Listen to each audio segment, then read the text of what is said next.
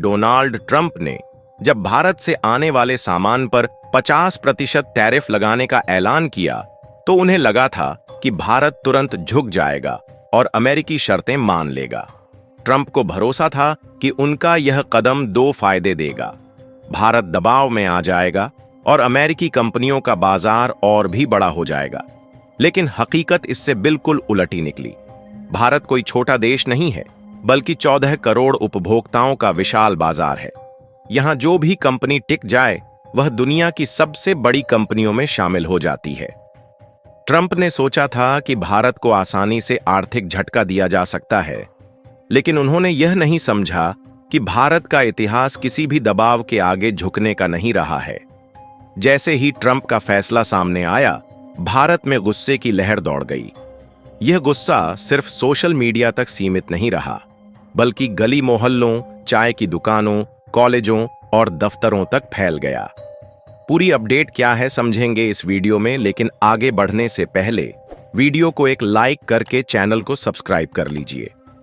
दोस्तों, सब्सक्राइब करना आपके लिए 1 सेकंड का काम है, लेकिन इससे हमारी काफी बड़ी मदद हो जाती है। दोस्तों, बॉयकॉट यूएसए और बॉयकॉट अमेरिकन प्रोडक्ट्स जैसे हैशटैग सोशल मीडिया पर ट्रेंड करने लगे। लोगों ने साफ कह दिया, अगर हमारे सामान पर टैक्स लगेगा तो हम भी अमेरिकी सामान को हाथ नहीं लगाएंगे। और यह सिर्फ गुस्से की बात नहीं थी, बल्कि भारत की उपभोक्ता शक्ति का असली प्रदर्शन था। कोल्ड ड्रिंक्स की जगह लोग नींबू पानी और भारतीय ब्रांड अपनाने लगे। मोबाइल में एप्पल की जगह भारतीय कंपनियों की बिक्री बढ़ने लगी। डोमिनोज और स्टारबक्स जैसे फास्ट फूड ब्रांड्स के आउटलेट खाली होने लगे।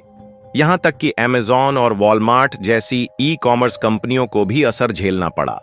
यानी ट्रंप का जो हथियार भारत को दबाने के लिए बनाया गया था, वही उल्टा अमेरिका की कंपनियों के खिलाफ काम करने लगा। डोनाल्ड ट्रंप के टैरिफ का असली मकसद साफ था, भारत के बाजार में अरबों डॉलर कमा रही अमेरिकी कंपनियों को हथियार बनाना। भारत समझ चुका था कि अगर इन कंपनियों के मुनाफे पर चोट पहुंची तो यही कंपनियां वॉशिंगटन पर दबाव डालेंगी कि भारत से टकराव खत्म करो।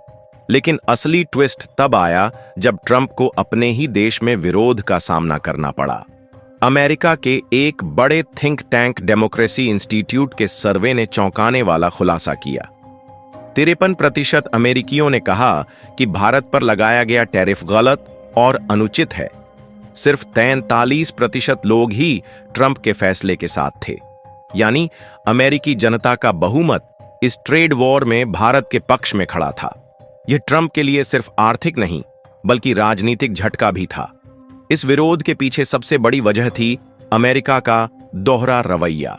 एक तरफ ट्रंप सरकार भारत पर रूस से तेल खरीदने का आरोप लगा रही थी, लेकिन सच्चाई यह थी कि उसी साल भारत ने अमेरिका से तेल आयात 50% बढ़ा दिया था।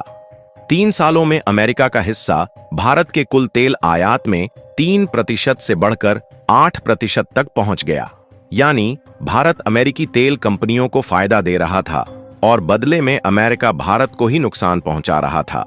भारत ने अब अपना सबसे बड़ा रणनीतिक हथियार इस्तेमाल किया, 14 करोड़ उपभोक्ताओं का विशाल बाजार। यह सिर्फ संख्या नहीं, बल्कि एक ऐसी ताकत है जो दुनिया की सबसे बड़ी कंपनियों को घुटनों पर ला सकती है। व्हाट्सएप, पेप्सी, डोमिनोज, इन सब की सबसे बड़ी कमाई भारत से होती है।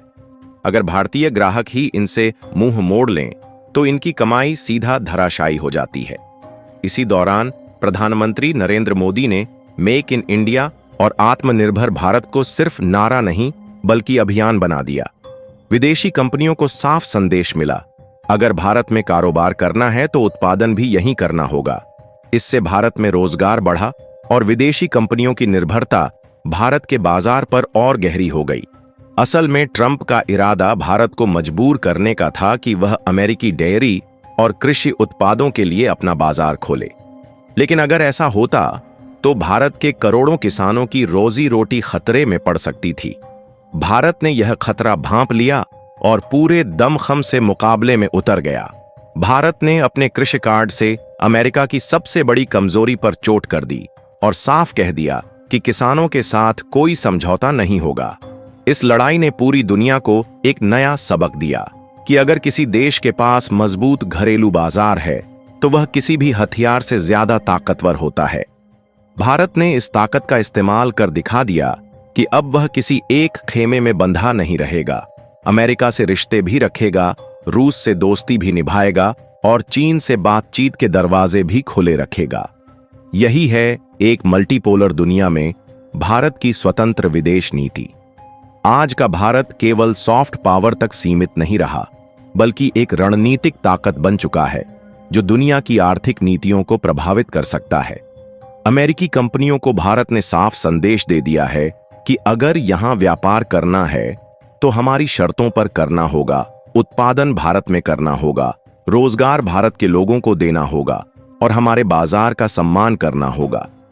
इस पूरी कहानी से यह साफ होता है कि असली ताकत बंदूकों और मिसाइलों में नहीं, बल्कि जनता की एकजुटता, राष्ट्रीय आत्मसम्मान और आर्थिक रणनीति में छिपी होती है। डोनाल्ड ट्रंप को लगा था कि एक टैरिफ लगाकर भारत झुक जाएगा, लेकिन उन्होंने भारत की असली ताकत को कम आंकने की गलती कर दी। भारत ने दिखा दिया कि अगर हमारे सम्मान पर चोट की जाएगी तो हम केवल सरकार के भरोसे नहीं बैठेंगे, बल्कि 140 करोड़ लोग खुद मोर्चा संभालेंगे। जब जनता और सरकार एक साथ खड़े हो जाएं, तो फिर दुनिया की कोई ताकत भारत को झुका नहीं सकती। यह नया भारत 90 के दशक वाला भारत नहीं है जो दबाव में समझौता कर लेता था। आज का भारत अपने फैसले खुद करता है, अपने हित खुद तय करता है और अपनी शर्तों पर दुनिया से रिश्ते बनाता है। चाहे सामने अमेरिका जैसा महाशक्ति क्यों ना हो, अगर वह हमारे बाजार और हमारे लोगों का सम्मान करेगा, तभी वह हमारे साथ व्यापार कर पाएगा। यह सिर्फ एक ट्रेड वॉर नहीं, बल्कि आने वाले समय की चेतावनी है कि भारत अब आर्थिक गुलामी नहीं, बल्कि आर्थिक आत्मनिर्भरता की ओर बढ़ रहा है। इस राह पर भारत के साथ उसकी जनता है, उसकी युवा शक्ति है, उसका विशाल उपभोक्ता बाजार है और सबसे बढ़कर उसका आत्मविश्वास है। आज भारत ने यह साबित कर दिया है कि उसका घरेलू बाजार ही उसका सबसे बड़ा रणनीतिक हथियार है। यह ऐसा हथियार है जो बिना गोली चलाए भी दुश्मन की नींव हिला सकता है। अमेरिकी कंपनियों को भी अब समझ आने लगा है कि अगर उन्होंने भारत का सम्मान नहीं किया तो उनके अरबों डॉलर दांव पर लग सकते हैं। यह लड़ाई दुनिया को यह सिखाती है कि किसी भी देश की असली ताकत सिर्फ उसकी सेना में नहीं, बल्कि उसकी जनता के संकल्प, उसकी सरकार की रणनीति और उसकी आर्थिक स्वतंत्रता में है। भारत ने अमेरिका को अपने तरीके से जवाब दिया है और वह भी बिना एक भी गोली चलाए। अब देखना यह है कि अमेरिका अपनी नीतियां बदलता है या यह आर्थिक महाभारत आने वाले सालों तक चलता रहेगा। लेकिन इतना तय है कि यह नया भारत अब किसी के दबाव में नहीं झुकेगा और आत्मसम्मान को हमेशा सबसे ऊपर रखेगा। दोस्तों, अब बारी आपकी है।